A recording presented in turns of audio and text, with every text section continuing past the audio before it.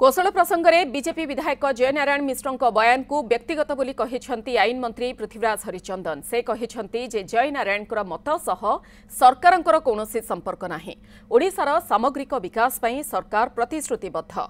एथिपाई गत 8 मास भितरे विभिन्न पदक्षेप निया जाइछे। उत्तर और दक्षिण ओडिशा विकास परिषदर निष्पत्ति भी होइछे।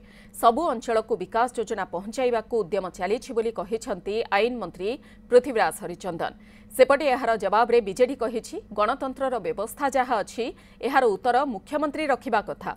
ओडिया गोटे एमिति जाति जहाँ पई आमे गर्वित, आमको न्यून करिबार अधिकार जयनारायणकर नाही।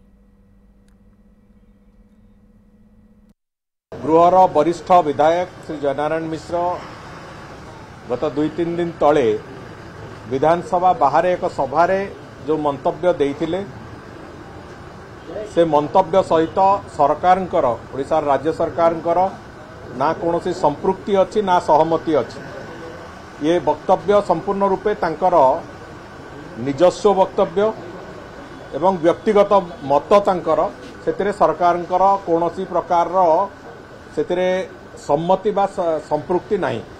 ये कथार स्पष्टता आज विधानसभा रे सरकार तरफ दिया जाइछि। संघीय गणतंत्र व्यवस्था पार्लियामेंट्री डेमोक्रेसी जो थाए यार उत्तर माननीय मुख्यमंत्री दबा दरकार।